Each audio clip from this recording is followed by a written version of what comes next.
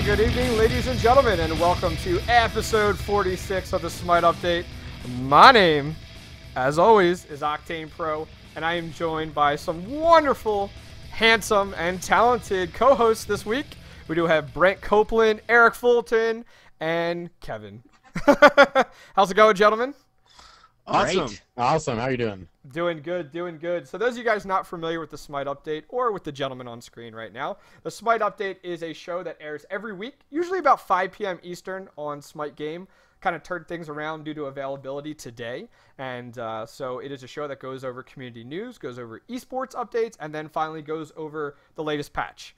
Usually it's the previous patch, but this week we have a lucky opportunity to go over the patch before it comes out. Now, the gentlemen up on screen are podcasters, gamers, show providers, talents. They are the Dead Workers Party. And so, Brent, I'll throw it to you. You know, what is the Dead Workers Party for people that are not familiar with it? We're a media company. We love to entertain folks, whether it be awesome videos or radio shows, podcasts, and things like that. Mm-hmm. We just released a awesome Smite tournament video that Eric edited, but he'll probably talk about that at some point. And, you know, we like to do weekly content. We do On Smite, which is a podcast just about Smite. We took a hiatus this week between shows to start Season 2 next week, which will be awesome. Yes, sir. Yeah. Awesome, awesome. Good deal. So we're just kind of going to jump into it, into this week, some community news. And believe it or not, that is the first thing on my list. Eric is actually the kind of your journey to Smite, the launch tournament for sure. And it's a great link. Guys, I'm going to air it most likely at the end of the stream, but I'll put a link in chat for you guys interested in checking it out. Please make sure you go over here and follow this YouTube link, please. That would be awesome. Hang on, it's pasting all weird and goofy. But, you know, let's kind of talk about your journey to Atlanta. So, overall thoughts about it. I mean, you know, just overall, you know, what did you guys think of the experience when you left there? It was totally awesome. I think it really blew us away. Yeah. We weren't expecting the amount of awesome, and hit us right in the face. Yeah, absolutely. So you guys walked in the door, you got to the event, you know, and from the outside, what'd you think of the venue? Kind of meh, not really sure what to think. That was my first thought, at least. Yeah, it looked like a bar. I mean, yeah, we were about to walk in and grab a couple of beers with folks, which would be fine. But sure. Yeah. Definitely knocked our socks off when we walked into that arena. So you walked up, you got your well, you actually got your passes. Well, you got your you were at GamesVid Expo. Let's take a step back, talk about that GamesVid Expo. So you guys were guests at the GamesVid Expo, and what did you guys do there exactly? We actually had a panel there where we basically talked about Dead Workers Party and what we do, and tried to promote Smite and meet some folks. Mm-hmm. We're kind of helping out a friend there, and we really wanted to be at the tournament the whole time, but you know, you do what you have to do, and it was a lot of fun. So we signed in there, get our passes that got us into everything. So that really made life easy. Mm-hmm. Yeah, we do a Minecraft podcast. Okay. So we're known in that realm as, you know, Minecrafters. Okay. But since, you know, all of the hype from the Smite tournament and everything, we just couldn't stop talking about Smite. We would ask all the Minecraft fans, "Hey, do you play Smite?" Like, "No, what's that?" "Well, it's crazy. It's crazy not to play it, you know. Yeah. Give it a shot." Mm-hmm. So you guys walked up the steps to the launch tournament, and you kind of got to that first like bar area. And what was your first thoughts on that? Damn, we have to wait in a line. Yo, I like that was just for a second. And I then, like where your head's friend, at. I like where your head's Yeah, at. our good friend Patrick saved our day and said, "Dead Workers, get over here." It's like, "Walk this way." Yeah, That's right. that I was don't like you guys waiting in line. Come on now, you're better than that. You're better than that. nice. That was Yeah, I only guess- the second time he saved us too. Before the party on Saturday night, he pulled us to the front of the line there too. Yeah. I had to make sure you guys got all the VIP treatment. You know, the big boys are in town. Yeah. So yeah, it really was. I mean, that was one of the things that really kind of blew us away was, you know, we'd been, you know, guest and panelist at like Minecon, which, like I said, we're known for Minecraft, and never been treated as well as we were treated at the tournament. Well, that's good. I mean, that was something. I have the video up on screen right now, not the audio specifically, but the video from the event that we'll kind of go through. Yeah, that was something that I did hear in there, and that's really cool to hear. Like, because the Games Vid Expo was not the biggest thing in the world, but it's kind of cool because the other events that you guys have been to were extremely successful, and really really big. So it was kind of cool to hear that like everything went well, because I think that's one of the biggest like downfalls of events for sure, especially games vid and tournaments, is like what the players think afterward, like how they were treated, or guess like, oh, it was a horrible treatment, I'll never go back. But it sounds like for you guys that it was phenomenal. Yeah, we'll be back again, hopefully. If they'll have us. Yeah, it was so much. It was worth it. I mean, I even took it was like a break from school for me, because I had class on the week before and class the week after, and just like I was done with class that day at like 1:30, got on a plane at 4 in the afternoon on Friday, and it was awesome. Now he's gonna leave school because he's like, I'm doing this full time. Right? Yeah, something like that. I mean, it really made us want to play Conquest more. In our group, we do a lot of 3v3s, and arenas and assaults, everything but Conquest. And watching the pros play, we were just super ready to come home and start getting serious, with Conquest. So, and that's what we've been doing for I guess since we got back. Trying to figure it all out.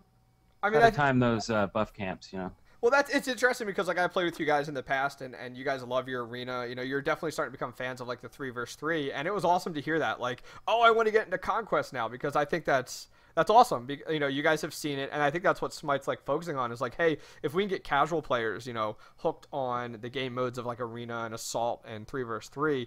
And then give you like a little teaser with going to like the event like this. Like, I think everybody left this event and went home and was like, okay, I'm going to be awesome because I learned something from the event and I want to play Conquest. Absolutely. For me, especially, it felt, the first couple Conquest games I played when I got home, I felt better. I knew I probably wasn't much better, but I felt better just having watched the pros play. You weren't. Glad you're here. Were your jukes not as good as Lassus jukes? Come on now. Or Shadow Q's jukes. Yeah. Lassus, Shadow Q. It was Anatoly. The whole like Dignitas team was like, jukes are real. Jukes are real. Yeah. Then again, I had some good jukes as Freya the other day, actually. Yeah. So I'm getting there. Yeah, for sure. So, kind of the outside, what did you feel about the competition? Did you feel that the teams were very even throughout the whole event, or did you feel like there was one that dominated over the other? And because to me, I felt like the competition, even in the original, the winners bracket in the very beginning with like Team Dignitas versus TSM in the very beginning, people kind of called it like the mini grand finals. Even between games, like I felt like the competition was unbelievable the entire time. Yeah, I did. To me, it felt like there was a little discrepancy between the U.S. and EU players. Okay. But I mean, it seems to kind of go that way in most MOBAs, and I wonder if maybe there needs to be more of a, I guess we need more teams, but EU tournament and then a U.S. tournament, and then throw those two against each other at the end, or something. Yeah. No, I can completely agree. I mean, it'll be interesting. The way that they're doing the next few months actually is like, those of you guys in chat not familiar, they're gonna have what do they call it? It's gonna be like 3 months, and it's gonna be qualifiers, and then after that 3 months, the top few teams will get points from NA and EU, and then what will happen is as things move on, the winners of that go into a regional LAN tournament. So we will have a LAN tournament going on. I forget the date of that. I think it's August. Don't quote me though. That they're going to have another LAN tournament for NA strictly, and a LAN tournament for EU. There's word that it might be Gamescom, and then from the regionals there'll be a wild card online tournament for teams who are allowed to get back in, and then finally after that they're going to have the wild cards funnel into like this big tournament. That's going to be the people that placed in regionals, the people that placed in the wild card will then merge together to do a giant like NA versus EU again. Very cool. Yeah, it'll be really cool for sure. Nice.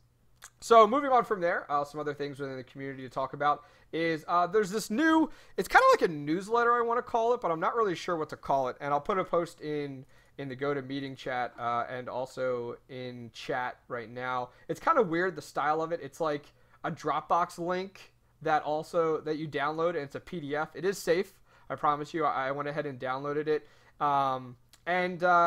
It's a PDF, and it's really, really cool. I'm going to go ahead and put it up on screen for everybody to check out because I want people to take a look at this. And I would love to see this every week. Let's go ahead and put this up on screen right now. You guys can see it up on screen and notice it. So it's really cool. Yeah. So it's like this like newsletter per se, kind of goes over like what's coming, what to expect.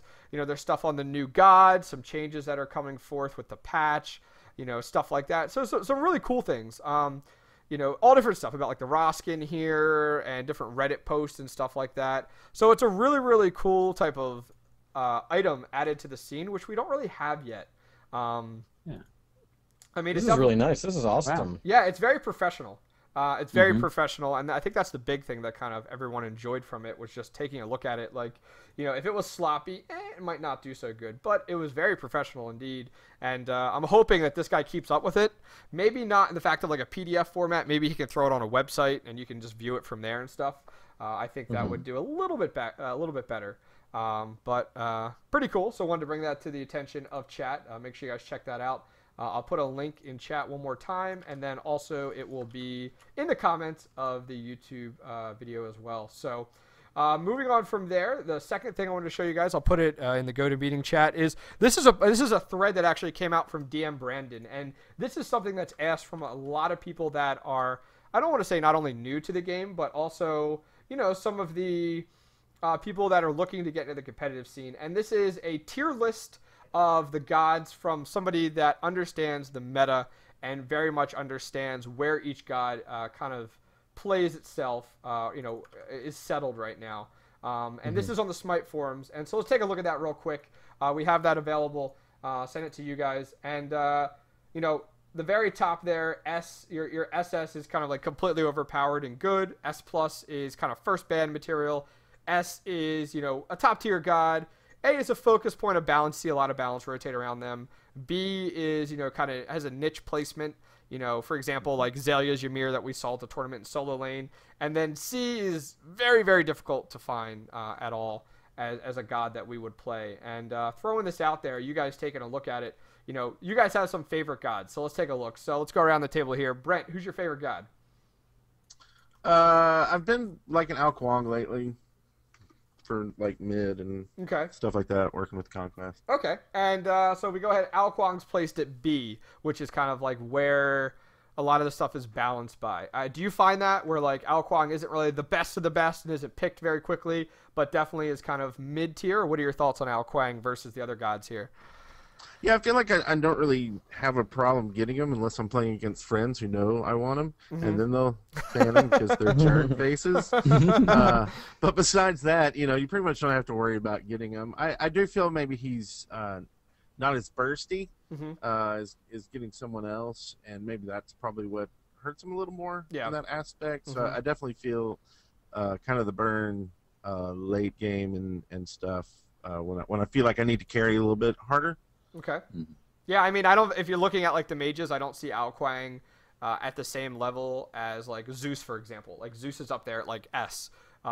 Zeus is just ridiculous, and he's one of the top few that are banned like right off the back. You see a lot of Zeus, a lot of Bastet, Thanatos, stuff like that. So for sure. Jumping over to you, Eric. Eric, who's your favorite god that you like to play the most? Tier, baby. Tier. Private tier. Yeah, and what did you think about the tier gameplay you saw at the Smite launch tournament? That's what made me fall in love with that man. Okay. Would you like to tell us about your relationship? After the show in private, I'll tell you all about it. Show you some pictures too. Candlelight dinners we've had together. Oh boy. So really, my favorite god has always been Anubis. Okay. But after seeing Tyr being played in the tournament, I was like, I got to learn this guy. I really have to learn this guy. I didn't really like him at first when he first came out, and I was like, I don't know about that. But I've really kind of honed my skills with Tyr. I did play a mid Anubis the other day, and I'm like, I don't know about that. I mean, he's and let's see, this chart, Anubis is way down in C, so he's barely picked, and it's kind of for obvious reasons. Yeah. But Tyr is way up there in the S. So that's a popular choice. I do short lane with Tyr. Nice. So yeah. Oh yeah, for sure. Solo lane for sure. So question there with just like tier, like what are some things that you picked up from the tournament? That kind of like when you went home, you're like, okay, I want to play tier, and these are some things I want to think about. Well, I guess the use of his ult to both escape and pursue. Watching tier ult through the woods to get to a tower quicker. Also just doing fearless and cleave, and then catching up with them as they run away with that ult. I was like, wow, that's genius. And then and then you can switch stances and defense, and and then zoom away if you want to with this one, and it's just like, wow, he's so mobile, but he has some nasty CC, and he has a little bit of a heal, which I guess is probably gonna get nerfed in the next patch, but I guess we'll talk about that later. Yeah, for sure. Yeah, all around, he's just great. Yeah, I mean, I love his ultimate, and then if you combo that with picking up like Blink, you have so much mobility on tier, and Lassus definitely represented a jungle style tier very, very well, but it's very common.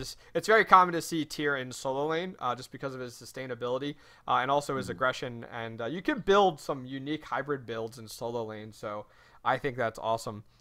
Kevin, moving on to you. Who's your favorite god of choice? So recently, especially, my favorite gun has been Ninja.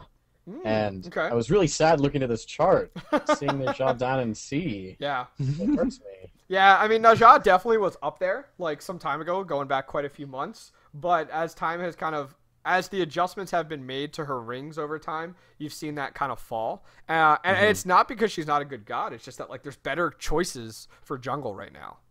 Yeah. So, outside of Najah, who do you got? Is there anybody else that, like, is your second tier? So, either that, I really like Brent, I've been doing Ao Kuang mid recently. Okay. Or Isis mid. I've been trying out Isis mid as well. Oh, Isis, yeah. Get ready for that new skin. Yes. I'm psyched for that new skin. Yeah. Yeah. But I love Isis. I love her controllability and how she's got, like, her 2 is a tremendous poke. Yeah. And that's the stun inherent in the 2 is such a good stun. To be able to pop your 2 on somebody, start hitting with your 1, maybe throw in a silence, and if worst comes to worst, pop your ult down to either defend you or to pick them off real quick. Yeah. That's one thing I love with Isis is throwing her ult down at their feet as they're running away and blowing it immediately. Yep. And dealing that like quick, like, I gotcha. Sorry. Yeah, I mean, Isis is a ton of fun. Very strong in middle lane. I feel like when I see people succeed with Isis, it's because they're aggressive. I feel like with Isis, you could be super aggressive, and you can definitely make it worthwhile for sure. For me, I've always had a very strong passion for Ymir, but over the past, probably before the tournament, I was even like, my goal was to get Ymir legendary because I love playing Ymir.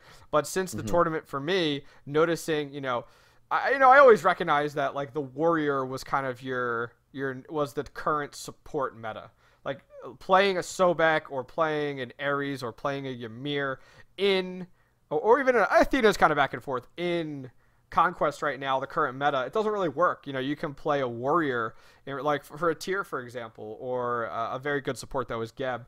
And so looking at the tournament, coming back from that, my 2 favorite right now, even to play as support, of course, is Geb. I love Geb combined with like AMC, which is really, really good, or an Uller. And then also on top of that, for me, I even try to play a little risky and play a Chalk. Because of just the mobility that Chalk has, the amount of damage he can put out. Now, granted, he's usually your traditional solo laner, but I like to play him as support, so it works out. It works out pretty well overall. Have you tried Ymir in the jungle? Ymir in the jungle. I did that once in a Conquest where teammates didn't communicate properly, and they ended up going dual lane, and I was Ymir, and they didn't say anything in the picks and ban stage, so I went Ymir, thinking I was going to be support, and then we get in there and they don't communicate with us, and it was like Hades Apollo dual lane, and it was like me as Ymir, our mid laner, and our solo laner, and we're like, okay, so 3 of us, what do we do? Like, where do you put Ymir? So I was like, all right, I'm going to go Ymir jungle and let's see how it works out. So the 3 of us just like grouped together and didn't actually stay in our lane. We just like went around the map and roamed, and we dominated and won it, and it was awesome. And it was one of those games where it was like, yes, in your face, Insta-Lockers. How do you like it? So that was good. It was a good time for sure. Another thing of news here to kind of talk about. I'll put this in chat, and this is kind of exciting to see. I'll put it in our GoToMeeting chat too. Is we do go ahead and have Parabellum, which Parabellum is an organization that's been doing some 5 vs 5s in the scene, and they're one of the bigger 5 vs 5 groups out there. They have gone ahead and merged with Smite Central, and Smite Central just recently rebranded was SmiteTube. And they noticed that, hey, we're not really doing as many videos and stuff like that, so the title doesn't work. So they rebranded to Smite Central. And those of you guys familiar, these are the same guys that ran Mortality Esports before, that went ahead and got changed up a little bit for their team. So what's going to happen is Parabellum, like, they have a competitive League of Legends team. Well, that's going to become Mortality Esports, and then Smite's Mortality Esports group is going to look for a team to pick up again. So they're going to try to find somebody there. And then the 5 vs 5s from Parabellum is going to merge with Smite Central. So now Smite Central is going to have 3 vs 3s and 5 vs 5s going on every week. They're going to have a Mortality Esports team, and then they're also going to have the League of Legends, group as well. So some good news coming out from there. It was kind of sad to see Mortality Esports go. And those of you guys not familiar with Mortality, they were winning a large majority of the qualifiers early on in the qualifiers for the 200K. So it's pretty cool to see kind of more and more organizations starting to pop up and merge together right after the 200K tournament. So when are we going to see you guys competing in the 3 vs 3, huh? The weekly 3 vs 3 North American Wednesday nights. I was actually looking at that. I saw the tweet, and I was looking at the time, and I was like, I think that's a time we could do. Give it a shot. I couldn't really The get three of us. everybody. And, You know what? Since I'm one of the casters for that, I'll make sure we cast your game. How exciting would that be? Oh, That'd be cool. Yeah. it's like, here goes Eric. He just left the base without buying items again. What's going on? I don't know what. So- We have been using some of your strats, Octane. Hey, You're, I told you not to tell anybody about this. I mean, your three support meta, it's great. It's working out. That's right. That's right. Hey, two support meta, by the way, was the longest time. Like, some of the teams were pulling it off. It was really good. You'd see, like, a Ymir Ares, and then you would see, like, a magical behind it, like a Hebo, like a Habwa, or something like that, or, like, a Freya, and it would melt. Because, like, one support would go damage, like, straight-up damage, like magical damage, and the other one would actually go tanky. But since both of them kind of had attributes for tankiness, they do super well. It actually works in 3 vs 3. Like, some teams did it for a while. That's a cool idea. All right. You're working on the Changa jungler. Ooh, Chunga's good. Are you really doing that? No, I want to try it though. You're talking about Chunga in 3 vs 3? No, I'm talking like in Conquest, do a Changa jungler and like hold the lanes for everybody while they go back and stuff. Look at you trying to break the meta. Like some weird crazy. Trying to break the meta, right? Which means I just have no clue what I'm doing. So. And where does Changa rates as a B? Yeah. Chunga's good, for sure. I mean, if we're talking 3 vs 3, Chunga's excellent. A very good pickup. She can lay down the damage. Yeah, she has the CC. And then on top of that, she can go ahead and provide the heals, which is really, really good. I found a little with Chunga, though, you need to have someone else on your team that can also pull off CC. Yes. Because just having her ult be CC, while it's a wonderful ult, it doesn't, if you don't have your ult, you're kind of stuck. Yeah. So you need someone else on your team that has some kind of CC. That is true, for sure. So moving on with our notes here from that item that we're discussing there. We had kind of this Smite, we have like our esports update that usually F-Dot does, but he's not here. He's actually at PAX right now. So sad I didn't go to that. It looks like so much fun. Have you guys ever been to one of the PAX events? Yeah, we went to PAX East. We had a panel there last year. Yeah, they did. I'm jelly. I wish I went. I haven't been. I've been to several MLG events, then the Smite event here, but I haven't. Always esports related. Haven't really been to like a convention like PAX, but they always look so much fun, and I really wish I would go to more of them. So we'll see. But we have our esports section here, and the month of April is going to be filled with partner tournaments from Hi-Rez Studios. So what that is before the launch tournament, we saw like a Alienware one. And we saw a COG one, and now this one is another Smite Tube 1. This one's actually Smite, the Smite Central North American tournament that went on yesterday, and then the EU tournament that went on today. And we had Cognitive Gaming versus Team Dignitas in the North American finals. Cognitive Gaming ended up winning that. Team Dignitas got second. Game Changers, which I'm not familiar with, is who's on that team, got third, and Snipe got fourth. So you throw it over to you guys.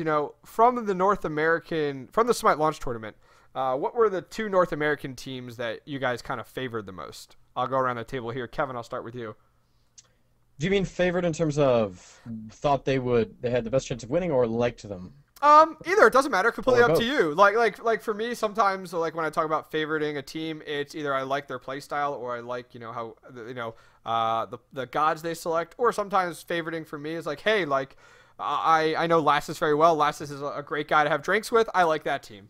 So it could go either way. What do you think? 2 North American Primarily, teams. I think I definitely like Dignitas. Okay. Especially, they were all I was so impressed with all of them. And I've been starting to watch some of their streams now. I watched Shadow Q, and like you said, Shadow Q's juking ability is phenomenal. Anatoly's raw snipes. Oh my every gosh, time. so Every good. time. Yeah. Like how I don't understand how he pulls them off so flawlessly. There was one I remember from the tournament. I think it was Like I don't double. remember, It was I think double Zeus. jungle. He had one that was a double jungle, like through 2 jungles right to the. Oh my gosh, it's that 0. Right, but- It's that 0 ping. That's what it is. Right, there was man, I think it was Zeus, maybe. Okay. I don't remember who it was. It was near the finals, and he had a snipe. Maybe it was an Odin. That was through the wall towards mid tower, Okay. and the enemy god. I think this was during TSM's game actually. Okay. Was just out of reach Mm-hmm. of the ult, but it was dead on in terms of being aligned with where he would have Okay. been. Okay. So if the ult had been a little bit longer, it would have hit him, and that was just amazing. They like threw a wall, had no idea of knowing how fast the guy was moving, Yeah. nailed it. Too bad they weren't playing horseshoes. Yeah, I know, right? You were spot Exactly. on. That's right. How do I bet And I on think my that, man? second favorite team was actually probably Snipe, because who doesn't love an underdog? Mm-hmm. And we were talking about this. We would think it'd been great if they had won, Okay. but just because they had no sponsor. Yeah. So all that money would have Yeah. gone to the 5 of those guys, and that would have been Yeah. awesome. Yeah. It would have completely broken everything valuable about like a sponsored team. You don't need to be sponsored in order. Yeah, for sure. What about you, Eric? What North American? Oh wow, I can talk. I swear. What North American team kind of stood out to you and why? Dignitas. Okay. I think as well. The Snipes, and weren't they the ones who got the pentakill with Mana? No, No, that was TSM. TSM That was Game TSM. Hunter. Yeah. Yeah, TSM were obviously awesome. I like their personalities, but also from Dignitas, they just seem really cool. All the interviews and things in between matches that Yeah. were shown on the big screen were really cool to watch. I also really enjoyed a lot of the plays from Cloud9. Yeah. Look And, at you jump into they the did European really scene well. already. Jeez. Oh yeah, they're not North American. No. That's okay. so- I will allow it. But yeah, Dignitas I think really was awesome. I was really rooting for them. Okay. And Brent, what about you? Are you going with a Dignitas as well or no? I actually the first game we saw, Snipe pulled it out, and I was kind of like, okay, I like this. Like Yeah. if it's kind of rooting for the underdog kind of thing, and so that was kind of who I was going for until they were out of it. And Yeah. Then it kind of moved over to Dignitas. Are some of them from Atlanta? I swear I heard someone say that. somewhere. Not what from Dignitas. Yeah. There's several of them that are from actually Florida. Okay, Florida. There's 3 of them that actually live down in Florida, and 2 of them that room together, and they're not far from each other at all. Like 2 of the members from Dignitas moved to Florida to be closer to a 3rd member in order to just kind of be able to get together and actually strategize in person and stuff like that. And like beat him up if he messed up. That's right. Lassus think- is there, so we can lay down the law. I think I saw a tweet where Lastus was over at Zatman's house. Yep. I know it's Lassus, Zatman, and Lassus I don't think lives with them, but Zapman, I forget who lives with Zapman, whatever. I don't remember the third one. Chat will tell me. Like that's a funny thing about streaming on Smite Game. You have any question about anything in the Smite scene, chat is like the all-knowing god. Like they'll just be like, nope, this is who he lives with. This is what they eat. This, it's ridiculous. This is their shoe size. Yeah, exactly. So moving on from the North American scene, we had the EU scene this week, and there's been a ton of changes in the EU scene. Which is pretty okay. He lives with Anatoly. See, look at that. Chat is on it. Anatoly. Do y'all have his credit card number? Yeah, I know, right? So in the EU scene, there's been a lot of changes. A lot of teams have a lot of teams have kicked people. A lot of people have quit on certain teams. A lot of roster changes. So we're not seeing the typical teams that actually placed this week. Team one, the team that got first in the European scene for the Smite Central tournament was actually called Team Kicked. And it was Shadow Nightmare, Proxy QQ from SK Gaming, Frost, Thormod X, and Funball. So a few members there from a variety of the different teams actually got first place. And then second place was Heroes and Zeros, and that was So Nice, Lennox, Dazar, Mugwawa, and Vastrakol. And then finally, Bloody Tech, another team that just kind of like no one's really heard of, that is kind of placed this week, was Comfrey, Zyrhose, Man, Moex, and Frenzy. I apologize for butchering those. And finally, I5, which people definitely knew of for sure. Frostex or whatever. Yes, you're correct there. So, the EU scene, a lot going on there. A lot of changes going on. We didn't see C9 compete this week. We didn't see SK. We didn't see Team Solo Mid. Kind of surprising there, these teams, but it's great in order to start to see more and more teams up and coming. And, this is the time to form a team and stand out because sponsors are like all over the place. Like I was just talking about Mortality Esports is looking for some, and there's word on the street that Fnatic is looking for some as well. So, talking about some of the EU teams, we'll go ahead and throw it to Brent first. Who on the EU side, were you really cheering for and kind of favorite at the Smite launch tournament? Well, they weren't the. Oh, Brent. Give it to him. There we go, Brent. You cut out for a second. Say that again. I said, "Give me a sandwich." Oh yeah. What happened to him? Yeah. I remember. I think they won a game or something. We were talking about in the podcast. We're like, they need to go to the tournament, and we'll bring sandwiches and just throw them out to the audience. Yeah. Yeah, that's sticking with that. Give me a sandwich. Where are they? Where are they now? Do a little VH1 documentary on them. Hey, what about you, Eric? Cloud9, are they EU?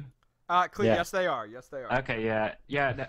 I like them. Exalia had some really awesome plays. Murder, awesome. Smek, all those guys were really, really fun to watch. I kind of wish they went a little further. But yeah, that's my choice. And they had a great logo as well. Yeah. I like the design of how they had all the nines and it looked like a cloud. The logo was purdy, so that's why I like the team. That's how my mom picks football teams. Right. And Kevin, what about you? Man, I might have to be the champion chaser and go with TSM. Typical. All right, Yeah, I know, right? Why did you like TSM? Go for it. Their jackets. Particularly, I think Trix Tank. Okay. Their logo was cool. He was, their logo, man. That S and that M right there. Yeah, that's right. right. But You're into S&M. the haircuts and the Thanks. jackets did it for me. The DM Brandon calling the bully high school jackets. One of my favorite things I think about TSM, this is sort of weird. There was a Reddit post a while back where they did an AMA. And my favorite comment on that post was, Is Game Hunter real, or is he just a bot program to play solo? A bot program. He's a bot program. And that comment by some random person made me, I don't know, but it made me really like them because they were so nice in that thread too, replying to people. Mm-hmm. So their personalities are great, and they're obviously amazing players. Sure. I completely. This is as simple as that. Yep, that's it. That's as simple as that for sure. Yeah, I mean, I definitely enjoyed the Cloud9 play. We actually saw Azalea play a Ymir solo lane, and my mind was blown when I saw that. I was like, what? Ymir solo? And you're doing pretty decent? How does that work?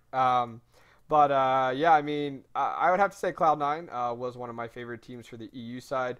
I did prefer Team Dignitas on the NA side, just because of playstyle of the teams. I like the very, very aggressive playstyle of Team Dignitas. I play a support, and I love the aggression. And if you play with me in Conquest, you'll notice that like I sometimes overcommit too much as a support, but a lot of the times the aggression pays off. And so I really enjoy that. And with the Cloud9 guys, the reason I like them is because they were the best to party with. I swear they were always ready to party that week of. It was ridiculous. Ridiculous. So let's go ahead and give away a Guan Yu skin. Compliments of our guys here from Dead Workers in chat. Yeah. We will be using the Moobot random raffle. So you guys don't need to do anything in chat, but just be there. And so I will go ahead and post a command in chat. Moobot will randomly select one person, so make sure you guys are logged into your Twitch chat, and I will go ahead, and it will go ahead and select you. So we'll do that in just a minute. Before we go ahead and do that, let's talk about this Yogscast stuff. What's this Yogscast stuff I keep hearing about? You know, tell us a little bit about that and how you guys are involved with Yogscast now. Well, they're I don't even know how to describe them. They're a bunch of funny guys in Europe. Okay.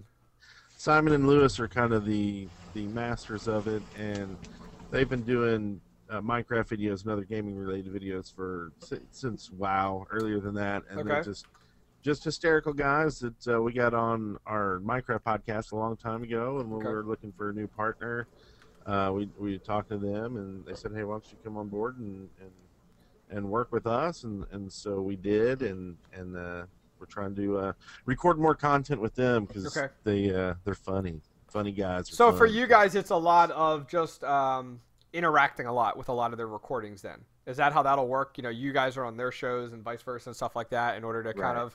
Okay, so they're a major player out there, Yogscast for sure. I think everyone knows them on YouTube, and so it just allows you guys more viewership, you know, stuff like that. So that's awesome. Good for you guys. Congratulations. Gotta get them into Smite. That's right. Golf clap. Golf clap for you gentlemen. Golf clap for you gentlemen. There's a couple into Smite. We're just trying to get enough to field a team or something. That's right. So you can field a 5v5 team and show up at the next qualifiers and show them what it's like. The Yogscast Smite against team. The creatures. Yeah. That'd be cool. Yogscast versus creatures. There you go. Yeah. That'd be sweet. All right, guys in chat, I'm going to go ahead and put this command into chat. It will select one of you. So don't need to put your name. No need to put anything. It's just going to pick a random person, and it'll put their name, and then I'll go ahead and send them the code here. I put it into chat. And this is for Guan Yu skin. Wow, I typed I topped Moobat compared to Moobot. I'm so good at this. So good at life. So good at life. So good at life. All right, let's do this again here. Moobat, you got it again. Did I really? I failed. Yep. Really Gosh. Is that like a Pokemon or something? I don't know. There's a Zubat. Ah, there we go. I fail. All right, third time's the charm, folks. It's a long night. It's a long night. All right, let's see here.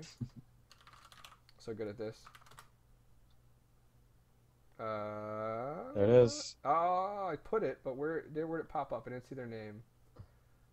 It's supposed to field their name, unless Moobot's not working. Really?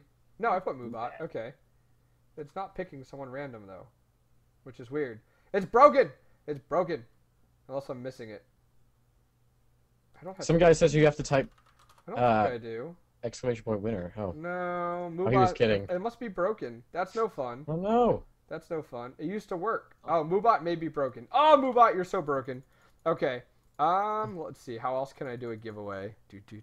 Because the giveaway features don't work anymore in chat. Like the one giveaway. Somebody broke Moobot. I blame Demon Machine in chat. It's all him. It's all his fault. Point fingers. You could full screen your chat window and then just throw a dart at your monitor, and you know that works. Nothing can go wrong. Yeah, absolutely nothing goes wrong, and that's. You might get sexiness though. Okay. So watch out. Here's how we're gonna do it. Okay. So, you guys will have to make if you have Twitter, make sure you got Twitter. Okay. So I'm gonna go ahead and put it up on screen. What you need to do. We're gonna go ahead and one sec here. Please hold. This is how we're gonna give it away.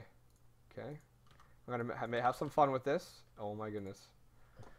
All right.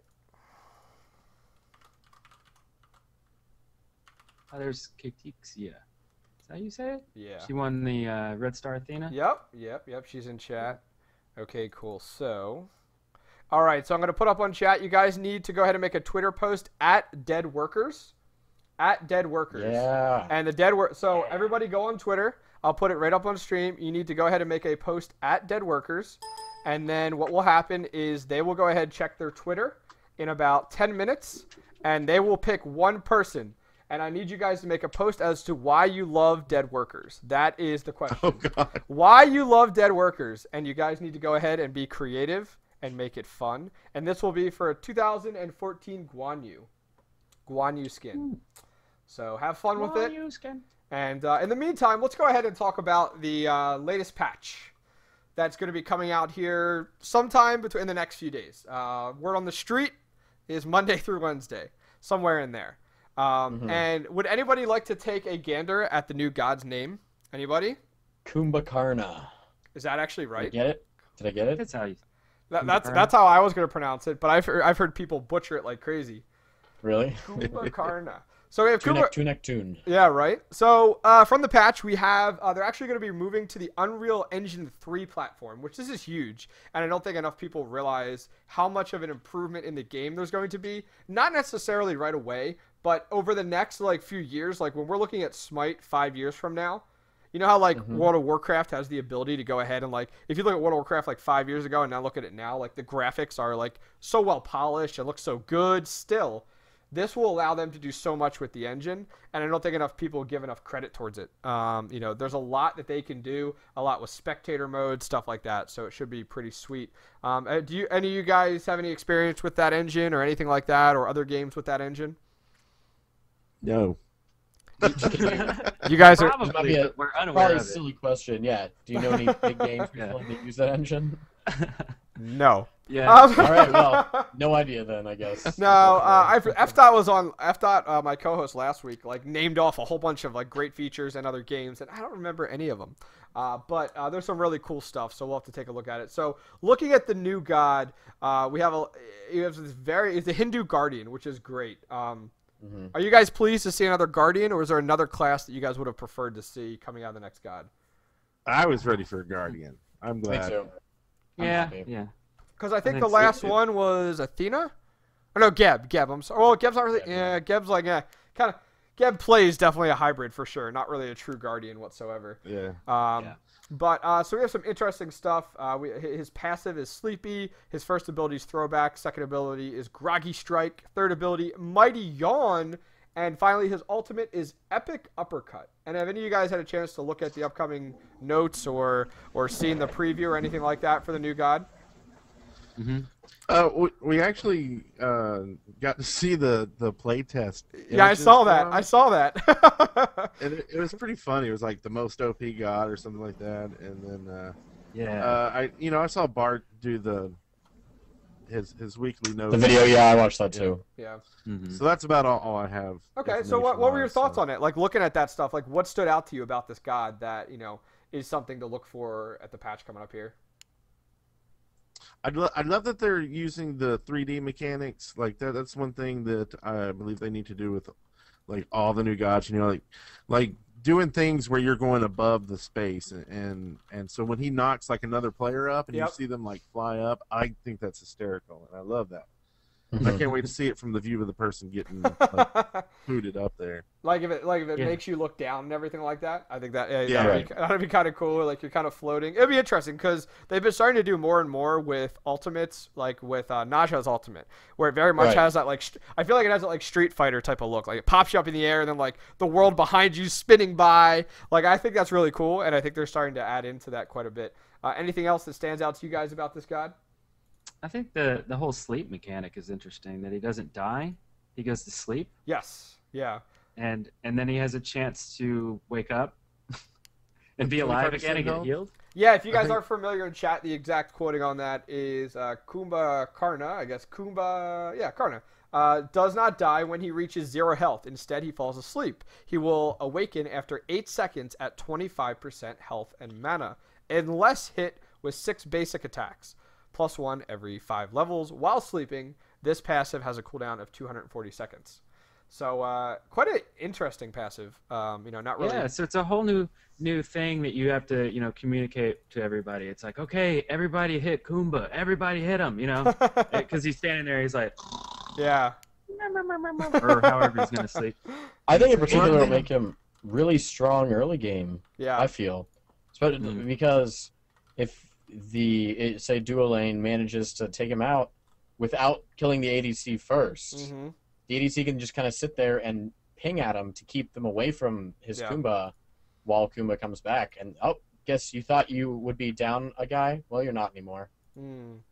Yeah. So that could be, I think it'd be great early game. I don't know so much in team fights. I know it'll go up a little bit with his level, but I don't know. I feel like there's so much going on in a team fight that people are, especially higher level teams, especially pro teams, they will focus him immediately if they kill him. They'll be like, all right, we're base attacking him. Don't worry about anything else. But I guess you could look at that in such a way is that even after his death, he's still doing something that requires the enemy team to focus him instead of focusing the damage dealing members of your team.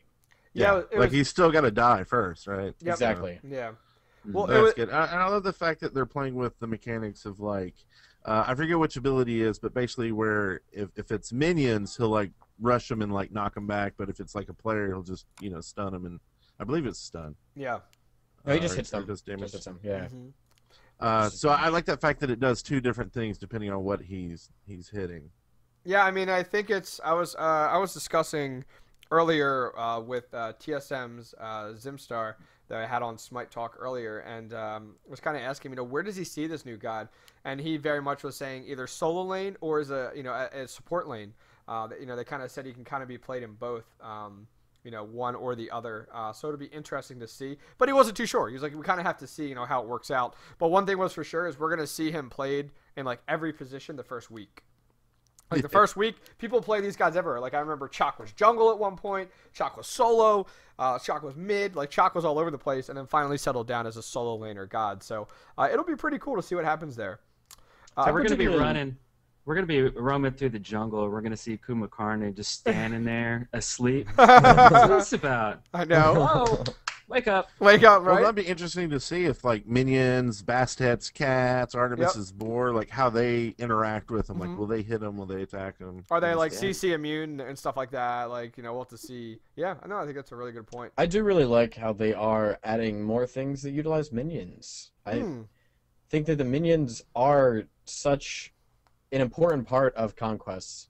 We all know that you need minions. You would not be able to succeed without minions. So I like that they are integrating them in even more. I liked them being interesting and being part of the game and not something that you just... I mean, when in Bart's stream, how he would show that you can hit minions to kill an enemy god. Yeah. That's so cool. I mean, it's just another reason to be around minions and not just be on your own. Yeah, it's a good approach because if you look at other games like Dota 2 and League of Legends, the number one competitors for Smite, the minions are they're there, but you don't really pay attention to them as much. You're definitely focusing the gods, and they're just very much the same thing over and over again. Where I think you guys have noticed if you play Conquest, minions can sometimes chase you into jungle. And they'll even chase you to a camp and start attacking the other the buff camp. Sometimes you can see. Yeah. Right. Awesome. So it's cool that they're starting to have these cool interactions. I mean, the physics are awesome when you have the physics up and you do a Hebo water spout and you see a minion fly up in the air and body flail and come down. I think just as you said, they're starting to do more and more with the mechanics of the minions. I think it's awesome. I think it's really, really cool because it makes Smite stand out versus the other MOBAs very well. Yes, I agree. Moving on from there, player icons. Players are now able to earn some special player icons through achievements in the game. This system will be expanded in the future. So we're kind of getting into this achievement system. You guys have definitely played games all over the board. We'll throw it over to Brent first. Brent, what do you think about this kind of player icon achievement unlock feature? I love it. I mean, achievements to me are just another addition to gameplay. It's another reason to keep playing daily and things like that. I can't wait to see what they put achievements in there for. Killing 10 people with Bastet's cats in one match, or and there's crazy things that they can do. Yeah. But I think the levels they put it up to 100, or the mastery is up to 100. So it's they're planning for having a ton more gods for sure. It's good to see that. I just hope if you get enough achievements, you get some hats. Oh, That's all I'm looking for. Bring hats to Smite. Or unlock my Uber saw. There you go. That was a really bad. That was a lame reference. I hope people understand that. So, Eric, what are your thoughts on the achievements? Kind of achievement patch icons. I like grinding, and I like getting 100% of a game done and doing all the things that I'm required to do or available things. Yeah. You don't have to do it, obviously, but on the other side, I kind of feel like this is going to change the game forever. Okay. It's like a paradigm shift, if you will. Okay. So now, if you throw in all these objectives, people are going to do them. I mean, it's plain and simple. So if some of them are kind of silly and weird, well, expect that to be in your game unexpectedly when you're taking it very seriously and your team is just simply trying to get an achievement. I see that happening without a doubt. So, no, but what if they put the achievements in towards things that you're supposed to be doing? Ah, I see what you mean. So, like, a lot of people, when they play Conquest, for example, are very, like, blood hungry, and so the objectives are not focused sometimes properly. So it'd be cool to have, like, kill a tower under X amount of minutes, or out of so many of them, or something about jungle camps. Like, I'm going to play jungler and, take down X amount of jungle camps in this amount of minutes or seconds or something like that. Allowing you to improve your game by achievement, I think would be really cool. Yeah, but I agree kind of with Eric on that if they do something silly like, stand by the Titan the whole game, it's like, let's don't have achievement like that, please. Yeah, it's like, don't deal damage for at least 5 minutes. Right? It's like, oh no. We're going to have achievement farming in Smite. Only use your ult the whole game, no other abilities. Yes. Oh, nice. Yes. As a mage, never buy items and only basic.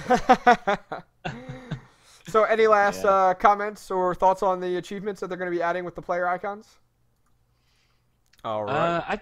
I think it's cool. I mean, I can't wait to kind of grind away at those things. It's like if you're going for all legendaries, that's the thing to do, right? There's nothing else going on other than, of course, honing your skills and experience of play. But what else is there to really do other than just get every god to level 10 or a high ranking, obviously, in the leagues. But this is just another cool excuse to do stuff, more stuff in Smite. Yeah, it's more content, and this is the type of stuff I expected, like, after the game launches. Like, before the game... It made me a little sad as well. Okay. I like being able to see someone's mastery level.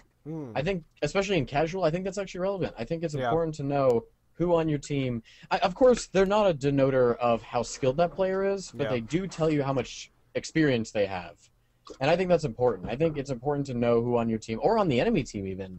This is a little mean, but sometimes I'll be like, that guy only has 6 masteries. I'm going to target him. Yeah. It's a little mean, but...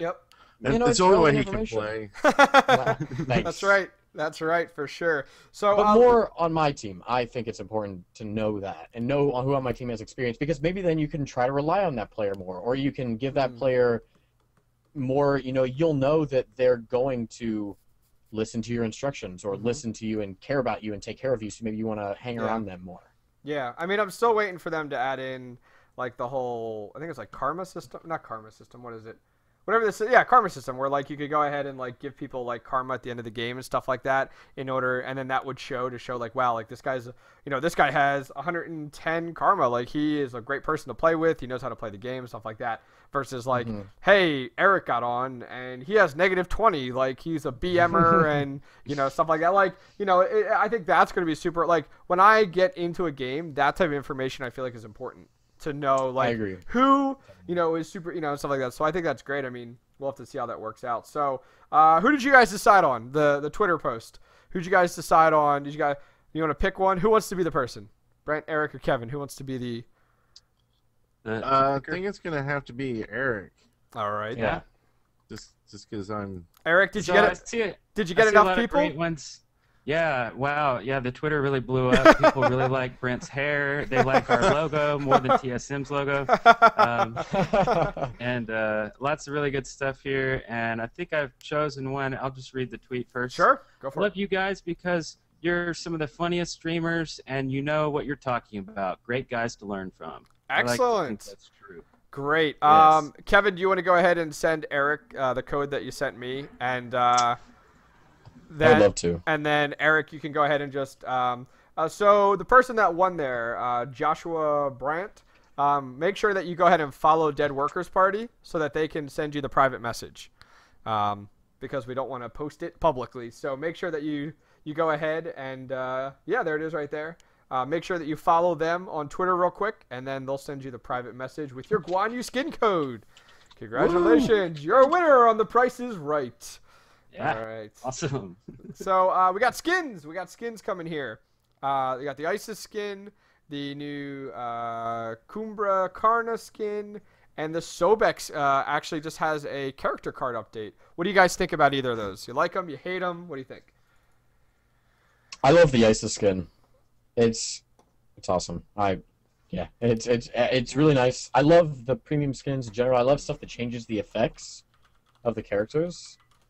Adding more personalization. There are plenty of gods that I'm trying to think of one off the top of my head that I can't. I know they've been doing updates with a lot of people. Yeah. Especially, but back when the god would have a premium skin, but nothing else would really be different. And it was like, okay, they look cool, maybe give me a little bit more, bang for my buck. So I'm like, Sure. But then they have releasing people like the Space Monkey and Anubis, Stargazer Anubis, and the Dark Lord.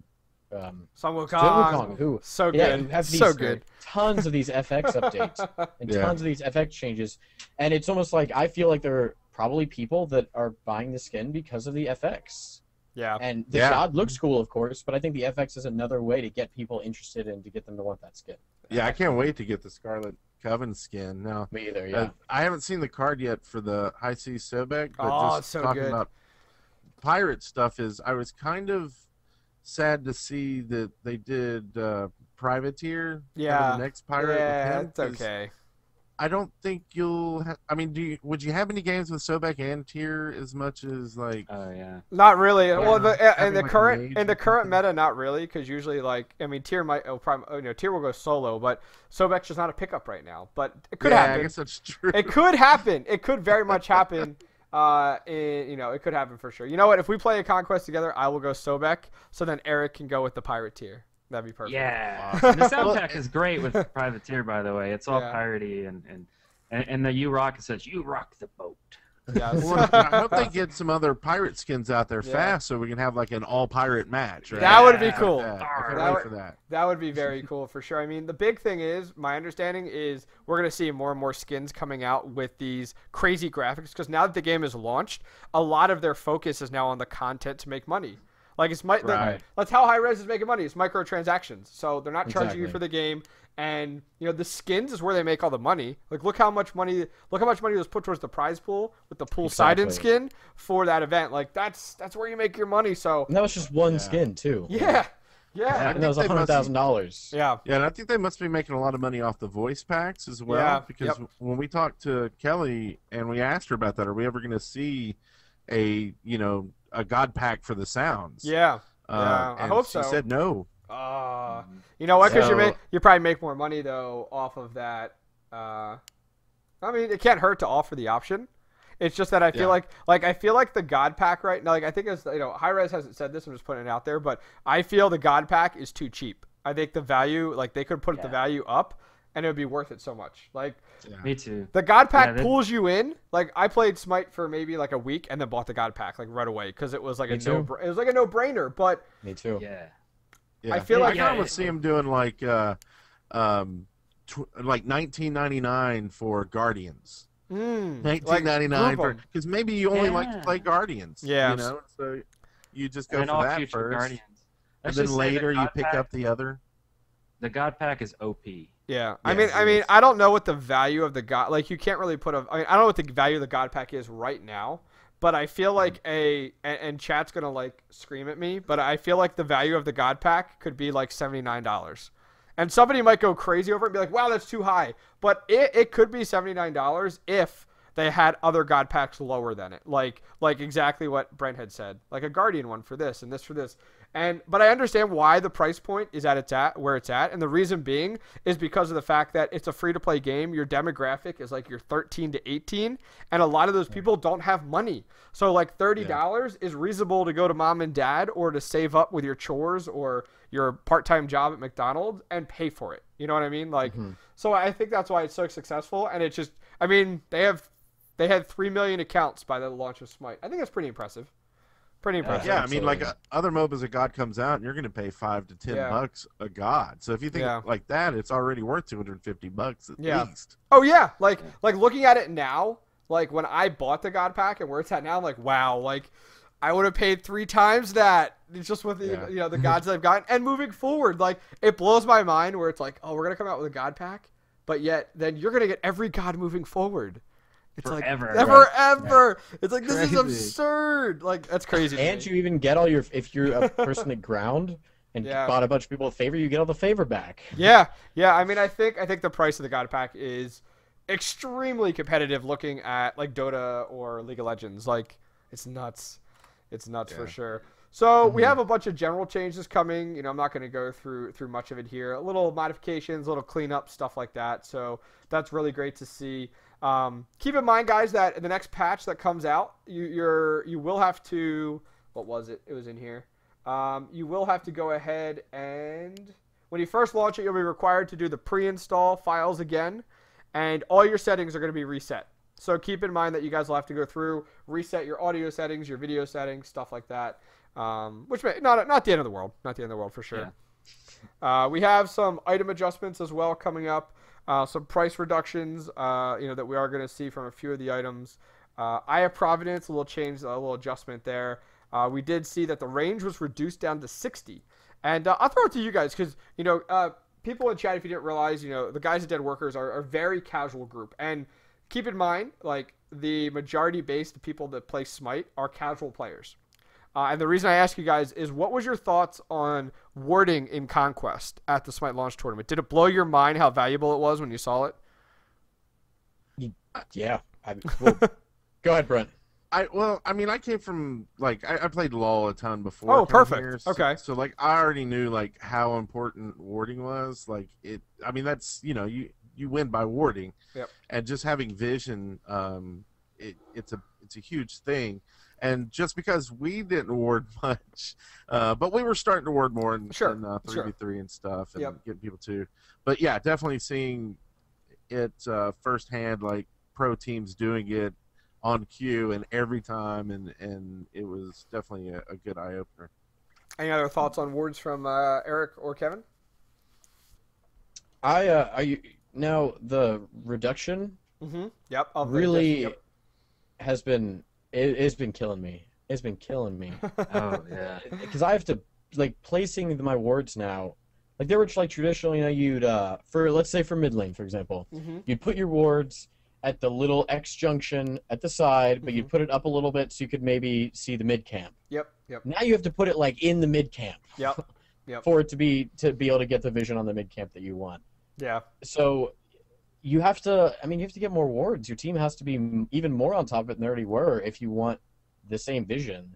Or there was actually, we were playing a game, there were 5 of us playing a pre-made, and we had a ward on the fire giant, but it wasn't close enough to the fire giant for us to actually you know had that you the had other it like team gotten out. it. Oh man. Yeah, we had it like, it was like just too far out that the other team didn't. Like, we didn't see them get it, and we were like, huh? They have fire giant? We have a ward over there. Yeah. It's like, oh, right. It wasn't close enough. Awesome. So it's like taking a lot of relearning where to put wards now. Yeah, I mean, go ahead, Eric. Oh, so yeah, we were playing some pre-mates the other day, and one of my friends was telling us that, every time you go back to base, buy a ward, and there's no exceptions, and the thing is, I would always buy. Oh, except for carry, is that what it was? Yeah. Anyway, that's what he said. So I would always buy one, but then you have to remember to use it before you return to the base again or die. That's right. That's my problem. I'm like, busy with a lot of different things. I'm looking at timers. I'm maintaining my lane. I'm jumping. I'm doing rotations and stuff, and it's like, oh yeah, warding. Oh yeah, I got these 2 wards in my inventory. You know. And I think it's like a seatbelt. Like after a while, it'll just become like second nature. Yep. Like it should Yep. start now and start placing them, and then after a while, I think all of us will be doing it all. That's a good way to put it. Yeah, like Yeah. for me as a support, I'm always buying wards. I'm not really picking up Eye of Providence right now. I'm always going ahead and grabbing, wards and making sure I, always have 2 on me. I'm always placing them. And something, I always like to point out is just like the picks and bans are their own kind of mini game in ranked and the competitive side, it's the same thing with wards. Like wards has its own strategy to it and its own almost little mini game to it. And I'm afraid to say it because someone's gonna like link me a picture, but you can't ever have too many wards. And I'm just thinking of a video comes to mind where like a team just bought like hundreds of wards back in the day and just warded up the entire throne room. And I'm just waiting for that to get like posted in chat at some point because I'm like, oh, but wards are like you can't ever have too many wards. I feel like. We're moving on from there. We had a lot of not a lot of god changes, but I think the big one was definitely Bastet. Have you guys noticed just how good Bastet's been over the past Yes. Yes, gets banned a lot. Banned. Use her now while you can. Yeah. Or try to use her while you can. Yes. Yeah. Yes, and so we see Open Wound, reduced additional damage from 20% to 15%. Pounced, fix an issue with her Pounce, which would go on cooldown when using Recall, Blink, or Teleport. Razor Whip, fix an issue where the ability was hitting far outside the indicator cone, which this is a huge issue, closer to 150 degrees rather than 70. That's like ridiculous. That's cone over double. Yes, the cone should now be more accurate, thank goodness. Additional fudge factor, it really says that. Additional fudge factor will be addressed in future patches. Interesting. The cooldown adjustment has been adjusted.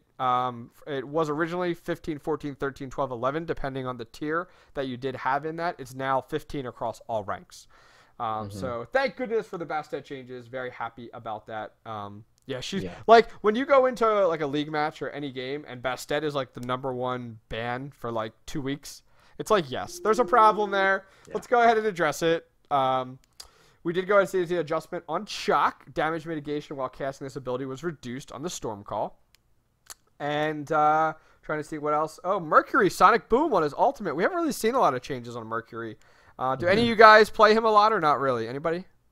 Not really. No. Only when I'm forced to in Assault. Yeah. We did see the increase disorient duration was from 1 second is now down to 1.5. So there's actually increase there. And I'm trying to see any other like big ones that stick out to me. Nemesis. Cool. I mean, Nemesis had a change there. Slice and Dice. Nemesis has been so good since her release.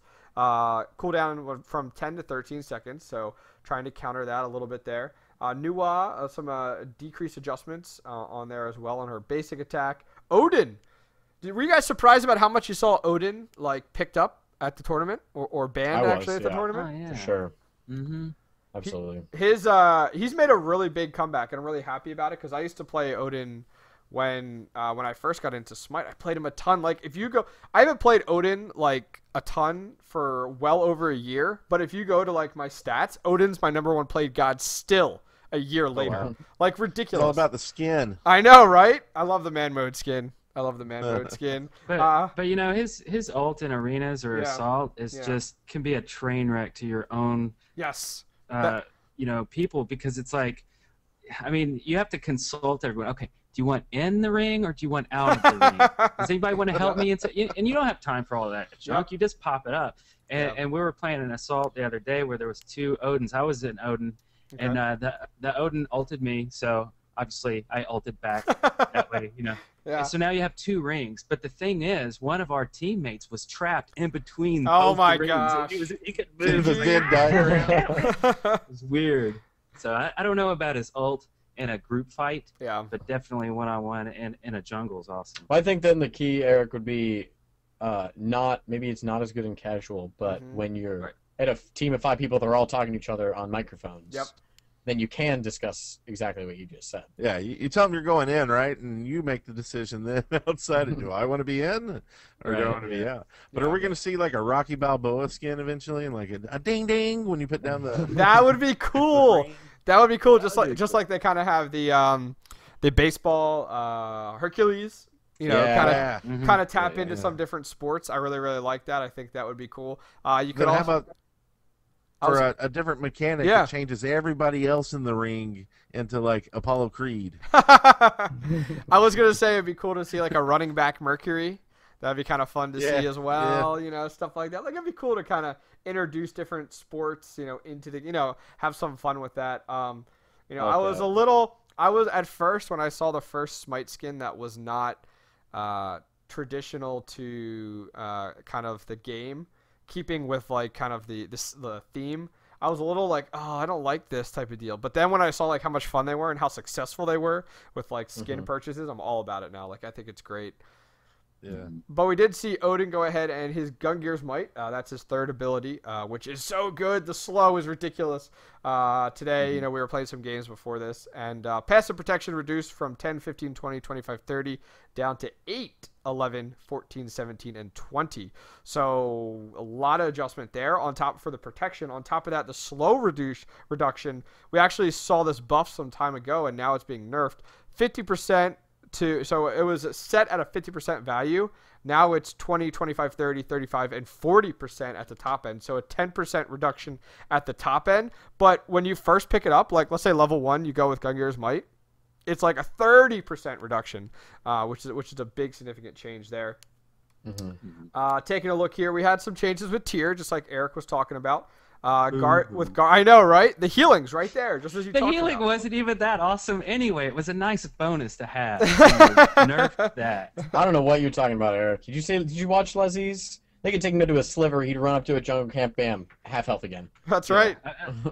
A good tier doesn't need health, but yeah. Well, so we had some 101. I know. Eric Fullerton. Yeah, I know. I was backing him up. He was Bring good. it. He was Bring running it. out with a sliver. Yeah, and so we do have there's some healing reduction on the cleave in guard stance, so we're seeing that across the board there. And on top of that, on Vamana, the sleeping giant no longer reduces the cooldown on his ultimate as he takes damage. So definitely some adjustment there as well. And then finally, Zhang Kui, which we haven't really heard a lot about Zhang Kui recently, just that he's not getting played much. His exorcism, the reduction was done on that. The cooldown's from 13 to 10. So, you know, I think that's and hey, why a not? pretty significant change to ZK. Yeah. Because his exorcism, that's what he does primary damage with. Yeah. I mean, apart from, of course, his 1 and 3, but the main bit is his 2. So Yes. Did you guys? Oh, sorry. Go ahead. No, go ahead. Oh, yeah. Did you guys notice the changes to Ul? Did I miss that? There aren't any. Exactly. Why do you think that is? Dude, he's so good. So I laned today. It was like I was playing against Geb and then Uller, and dude, he's so good. The stuns are unbelievable. Like the stun duration. Yeah. If I was to change one thing about him, I love his kit overall. But the one thing I would change about him is that stun duration. It is so long. By the time I was like full health on her, and by the time I got out of that, I had maybe a 16th of my health left. And just as I went to leap, I got hit again. And I was dead. Yeah. So that's cool. No modifications to him at all. You know what? If one of you guys becomes super good at ADC, I will be your best friend. Like, ADC is where it's at for sure. Without a doubt. That kind of wraps up the patch notes there. That'll kind of bring things to a close. You guys have any comments on anything that we talked about that we didn't get to talk a little bit more about that you guys want to talk about? Anything that stands out? Well, I wanted to say how awesome the Smite community is. I mean, we're sitting here in front of over 1,000 people, you know, and people may BM in the game, but certainly not here in the chat room. Everybody's nice and cool, and it's just awesome. I just wanted to mention that. So I think also the BMing in game, from my experience at least, has gotten better. Over time. I was talking to some of my friends that played like Dota, and particularly he was like, like every game I have to mute my whole team pretty much because they're all so toxic. That's a shame. And asking me, you know, how is it in Smite? And I'm like, you know what? I honestly can't remember the last time someone on my team was really bad. And when I think back harder, I was like, okay, maybe there was like one guy 6 matches ago that was kind of bad. Yeah. But everyone else on the team either ignores him or is fine. So I'm loving the Smite community right now. It doesn't feel like people are mean anymore, which is cool. I love how it's getting, as the game gets bigger, people are getting nicer. You know, I saw this. I saw this BMer in chat earlier, Afro Monkey. I don't know if you guys know the guy. You know? He's like, "You guys suck. You didn't pick my Twitter post. You guys suck." Awesome. All right. Well, you know, before we go ahead and head out, you know, I want to make sure that you guys definitely get the recognition that you guys deserve. Those of you guys, you know, just joining in that didn't get to check, you know, out some of the details at the top of the show. These fine gentlemen are part of the Dead Workers Party group. They are a fellow podcaster, and it's really interesting. Like, people be like, oh, like I've had a question like, aren't you guys like competitive against other podcasts? Hell no. Like, I've been on their show. I finally got them to, you know, come on the show here. And it was awesome. Everybody. Oh, it was great. I mean, it's I'm encouraging more and more podcasts in the scene. I know I saw one the other day. These guys just started up. It's called like Thor's Hammer, and it's just like two guys, maybe three guys, just kind of talking about Smite. And I'm like, this is perfect. Like, this is great. Like, upvoted it. You know, they're starting out their first podcast episode or whatever, so that was cool to see that. And awesome. I'm hoping to see more. Like, I'm definitely hoping to see more because it'll only help the scene grow without a doubt. Yeah. But you know, let's throw it over to you guys. You know, where can people find your content and you know, check you out more? We'll start out with Brent. You know, come to deadworkers.com. Just search for Dead Workers Party. You'll find us anywhere, mainly YouTube. We do stream out our show on Twitch, of course, at Dead Workers Party, on YouTube at Dead Workers Party, Twitter, Dead Workers. And if Follow you are at Brent Coven. That's right. If you are interested in On Smite, which is the podcast that we do, we typically stream it on Thursday nights around 9 or 10 Eastern. So, or 10 or 11 Eastern, I guess more like 9 or 10 Central. And it's like pretty much every Thursday. We're just starting to show up again with Season 2. We're going to be making it bigger and better. You can find it on iTunes if you're interested in Season 1. But if you're not, if you want to just come in fresh, we're rebooting the whole show. We're going to have tons of new segments, tons of new bumpers, like fun little skits here and there. Perfect. It's going to be awesome. So to promote the Dead Workers Twitch channel, I'm going to go ahead and post that in chat. And so I'm going to post the Dead Workers Twitch channel. And I encourage everyone to go out there and follow that channel.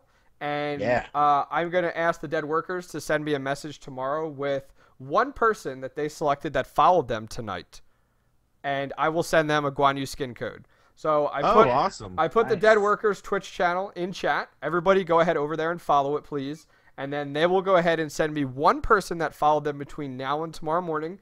And I will send you a Guan Yu skin code. So go light up that channel. Follow them to make sure you guys definitely check that out. So Eric, what else you got? What else can we promote here for you folks? Oh, let's see here. We did the show. Of course, we do a lot of just gameplay, late night craziness on our Twitch channel, as well as our podcast. We do a Minecraft podcast, and we're going to keep adding different podcasts to our lineup of other games as well. And, of course, our YouTube channel. We put Smite gameplay on there. We put all of our podcasts on there as well. Lots of weird stuff. We're doing like Goat Simulator and just a bunch of weird stuff. And so check out our YouTube channel. Also, our big video this week went out yesterday. That's the Smite launch tournament video. It's like you're actually there. You can see us walking out of a bus all the way across the street and into the building. You can see kind of like exactly what it's like to be there. And we pretty much cover all the different aspects of the cosplay, to the loud thunder sticks they gave us, the swag bag, the after-hours parties, everything. Well, now they don't need to even watch the video. I know, right? Yo, it was an awesome video. Like, I threw it up. I have a Chromecast, so I threw it up on the Chromecast and watched it. And I thought the coolest part about it was, you know, you guys had a camera and you carried it around the whole time, and then you chopped the video up. But the cool thing was you guys talked about it as you saw the video. So, like, you guys went back and were like, you know, you had a great time. You know, we got off the bus, and then all of a sudden you saw you guys got off the bus. And then you showed yourselves getting into the event, and you kind of talked your way through it. And then you saw yourselves, like, talking about it. It was the production value was great, and I loved it. And that's exactly what I want to see from like an event recap video, was your thoughts as you walk through it. You know, the party was cool. We got to see like the party. You guys showed some footage from the party, and then you guys went to Hi-Rez Studios, and you kind of gave us a quick little tour through Hi-Rez Studios, which I thought was awesome as well. How much fun did you guys have there? Did you guys have a good time? It was unbelievably awesome. It was so awesome. Gabby, coolest guy ever in the world. You remember that time, Kevin, when we were at the Smite Studios and we sat down and Eric and I were on a team with Gabby? Well, it looks like we beat you in the 3v3. That was fun. That was a lot of fun. Yeah, we'll do it again. And I guess we didn't really realize what we were filming when we did the thing. It was basically just go there and film anything that looks cool. Just get a lot of footage, meet people, hang out, do the tournament thing. But I think next time we go, we'll bring some wireless labs. There you go. And we'll talk to people. That's kind of one thing we didn't get to do, is actually talk to Hi-Rez people, talk to fans too, talk to everybody. Yeah, you know, get some famous content. and not famous. Just get a feel of everybody's vibe throughout. Sure. No, I think it's a great idea. I mean, I think you guys did it right this time. Like, you experienced it, and then next time that first time experience will be gone. I mean, it'll still be the but that'll be pretty cool. Cool. Well, good deal. Yeah. Well, Dead Workers Party, thank you guys very much for coming on the show tonight. Special thanks to Hi-Rez Studios for hosting the Smite update every week. Usually airs about 5 p.m., but tonight I turned it around and did it a little bit later so we could get these guys on. Shout outs to everybody who follows the audio only version, which is on iTunes. You can go ahead and check it out by searching for Smite Update, and you will always find it say recommended. People who follow this also go ahead and subscribe to the Dead Workers Party. So you guys will definitely see both of those up there on iTunes. Also, for the Android individuals, go ahead and download your favorite podcast app. I use Beyond Pod. It's completely free. And search for Dead Workers, and also on Smite, and then also for the Smite Update. You can check it out on there. There will not be a Smite Update or a Smite Talk show next week, as it will be holiday weekend, and I will be away, so somebody will be filling in for me. But once again, appreciate you guys coming on, and we will see everybody next week. Take care, folks. Bye. Thank you, Patrick. Thank you so much. See ya. It was Thanks awesome. a lot.